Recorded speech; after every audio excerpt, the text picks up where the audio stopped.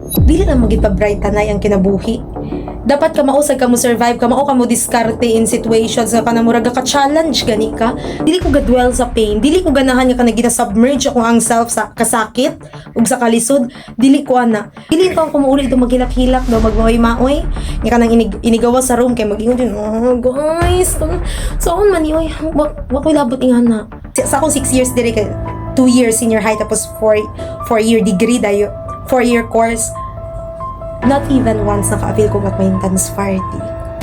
So, sa ako wala ni mag-apply ha, wala ko gaingon niya sa tanan, applicable ni ako ang technique para makasurvive dire. Mokaon jud ka tapos magkaon jud ka tapos matulog ka kay tinuod gid nga maningil gid imong lawas. It makes me sad nga wala ko kabalo unsay acquaintance. Like grabe nag-college ko pero wala ko hana kung unsay kakahitabo sa acquaintance.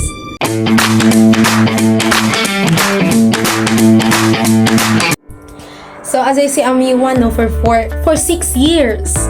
So para gid nako ang pag-survive gid sa di ba kasagara gid notion nga tumadungog kami. Ay taga CMU break puro ni bataan ni. Pero dili lang gid na siya all about intellect. Dapat gid sad ka nang kuan ka kanang kaning kuan maski pa sa kanang ka rigorous sa tanan kanang kamao ka mo handle sa imong emotions dili lang magid pa bright tanay ang kinabuhi. Dapat ka mausag ka mo survive ka, mao ka mo diskarte in situations nga kanamuraga ka challenge gani ka kanang either gina-challenge imong mga prinsipyo sa life, gina-challenge imong mga beliefs.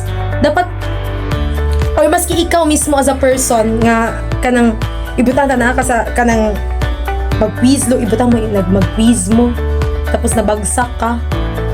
Hinauna ka mga tao nung ilag ginang hilakan. Pero for me, sa ako alam po din no, ang work best para sa ako kay dili jud ko gadwell sa pain, dili ko ganahan nga na submerge ako ang self sa kasakit ug sa kalisod. Dili ko ana. Kung sa mong oblikon naman may oblikon, maulawan lugay ko sa ako ang receipt way lami. Over 10 points ang perfect na 2 points ra ko. Dili ko proud ana ha. Ako lang yung gina-example, 2 points ra ko. Dili ko kumuuli ito maghilak-hilak daw magmaoy-maoy. Nga kanang inigawa sa room kay mag-ingon din. Oh, guys. So on man oy, wa ko'y labot ingana. Mao siguro amigo nako ko mga classmates ha, pero dili kayo daghan yung ako nga kanabitang amigo na ko sila tanan pero inigaw man sa klase muhawa jud ko diretso kay dili ko ganan makadungog og mga ingana kay kamo ko nga ay nako sa po katong score adto bagsak na pud to.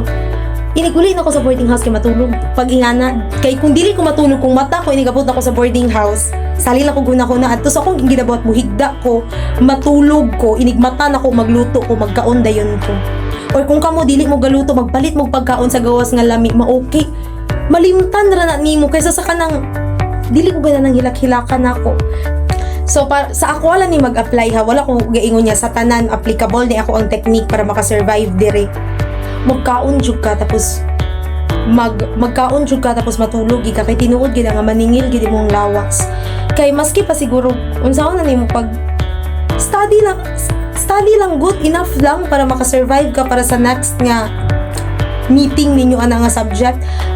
Dayon have fun gid kay kabalo ka sa ako ang 6 years kay sa akong 6 years dire kay 2 years senior high tapos 4-year degree dayo 4-year course. Not even once naka-avail ko acquaintance party. Like wala sukad kay first year ko ako sabot sa akong gibati di ko giningaw ko permesa ko mama para sa ako kay para aha pud yung mag-socialize ko sa mga tao. Wala ko'y friend first year ko isa ra ka buok katong classmate ang mga pinaka-bright nga di halos mo storya si Milky pero karon tabian na siya siya. So dili ko kitsa may mo invite pud ako mopugos ako Nich alik diri wala diha kay dili lagi ko makikistorya wa ko'y labot ninyo tanan ako ra mama kung gusto. Pagka second year dili gihapon ko kay dili wala jud ko ganahan. Pagka third year kay kanada din mag-conflict na din sa mga activities. Kung kanang sabi taw ka nga kanang murag kanang na-sort out na nimo ba unsaon bitaw nga okay mo appeal ko ana kanang na kay thrive driven na ka nga maglingaw-lingaw hala nagkalisod naman nun ng subject, so dili na mutunga pa ka nga quiz, di mo ugma receipt, di mo ugma nya magparty-party ka karon sa acquaintance, dili na makaya. So ako hapit tatambag sa inyo ha, hangtod sa igo sa oras, paglingaw-lingaw gid mo apil gid mo acquaintance kay ug buko na mangutanan ako kumusta kung acquaintance, wadyo ko nga tubag. Dayon it makes me sad nga wala ko kabalo. Adto nga time dili ko sad nga wala ko nakaapil, pero it makes me sad nga wala ko kabalo unsay acquaintance.